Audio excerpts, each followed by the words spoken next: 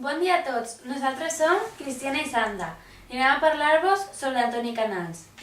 Primer començarem parlant de per què és important aquest autor. Aquest autor va ser important per diferents motius. Antoni Canals fou un frare dominic, orador i escriptor. Rebutjava de ple la cultura clàssica.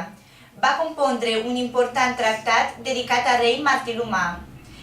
Encara de contemplació, si fora la major part de la seva major literària, se ficava en les traduccions. Canals és la figura més important del senequisme, de la corona d'Aragó. Va traduir el de Providencia i va dur a terme considerables versions d'obres com les de Valero Máximo o de l'Àfrica de Petrarca, amb incorporacions de fragments extrets d'autors clàssics. Canals, temorós de les conseqüències morals i religioses del coneixement de les obres de l'antiguitat, intervé en els textos advertint dels seus riscos i oferint una lectura cristiana de les obres que trasllada al vulgar. Ara parlarem sobre una anècdota d'aquest fragment. Fou el primer escriptor que va distingir entre la llengua catalana i la llengua valenciana. Es considera un dels primers escriptors de la literatura catalana per les seves traduccions de les obres clàssiques. Ara la meva companya Sandra llegirà un breu fragment de Providència.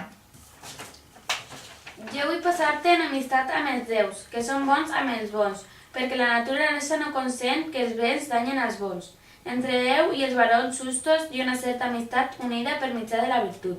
I quan es dir amistat, era de dir una certa familiaritat i una certa semblança, perquè l'home bo es diferencia de Déu en el temps, sent deixeble i imitador seu, perquè aquell magnífic pare, que no és blas actor de virtuts, cria més esplores bons com ho fan els seus pares. Ara explicarem de què tracta aquest fragment. De què parla aquest fragment?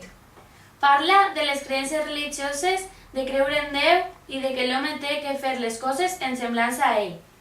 Per què ho hem triat? Perquè hem triat aquest text perquè nos ha paregut molt interessant.